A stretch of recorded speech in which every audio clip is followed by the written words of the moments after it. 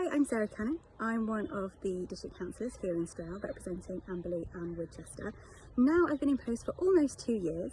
I thought it might be helpful to share some of my experiences in case you're thinking about putting yourself forward for the Unitary authority when it arrives in 2027. So firstly, I didn't set out to be a councillor. I didn't wake up one morning and think that was a really good idea and off I went. I put myself down as a paper candidate because I wanted the people of Amberley and Woodchester to have the opportunity to vote Green. And then I got a phone call one day from Lynn, who's one of our fabulous coordinators at the time, and she asked if we could put a leaflet out just to raise awareness of the opportunity to vote Green in the area. And so I said, all right, go on then, why not, let's give it a go.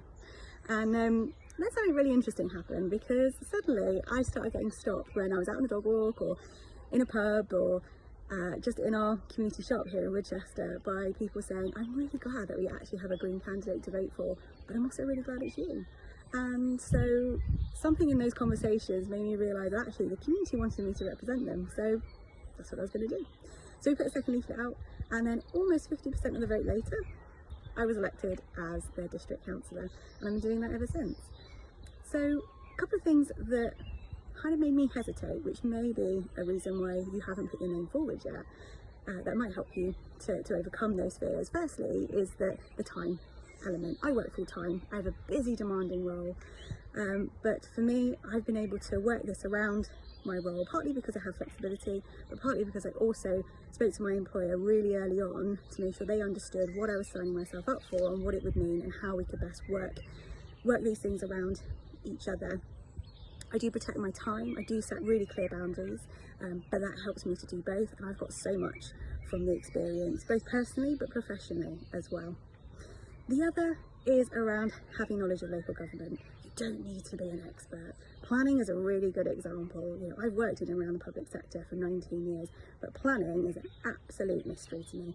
I know more than I did when I started, but it's a very complex topic and needs real specialist knowledge to fully understand what's going on. But luckily for us, we have a fantastic group of councillors who can reach out to about pretty much any topic on the council. They'll either be able to give you an answer or be able to put you in the right direction. For example, our WhatsApp group, I know if I put a message on there, normally I get a reply in minutes because someone happens to be online, because we're a fairly big group these days.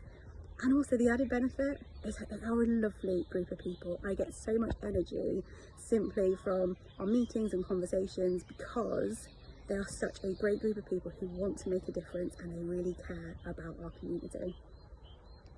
The final thing I thought I'd share with you is the question I get asked more than any other, which is, are you enjoying it? And it feels like a really odd question to be able to answer, because I don't really think I enjoy having another inbox to manage or all the meetings that we have to go to. But they're kind of asking me the wrong question. No one ever asks me, is it worth it? Because my answer would be, it absolutely is. Whether that's helping someone to solve a problem or to access social housing or to solve a planning query and help them to get what they need from the council or to support their local community, or if it's being part of something bigger, whether that's simply pressing a button to say yes to an investment or to a motion to change a policy or to challenge central government, or to be part of something deeper in our strategy or putting together our council plan. There are so many ways to get involved, but you don't have to be involved in the whole thing. I think that's really important. What we need is to make sure that we have a green voice in the room, a green vote when it comes to these important matters, and that's why it's so important that we get as many great people as possible ready to stand up and be part of that new Unitary authority. And I really hope that this maybe has helped you to decide that this is what you want to do. If you have any other questions, please do reach out to me, reach out to any of the other councillors, or reach out to our wonderful coordinating committee, and between us we'll help you make the right decision for you when it comes to those elections next year.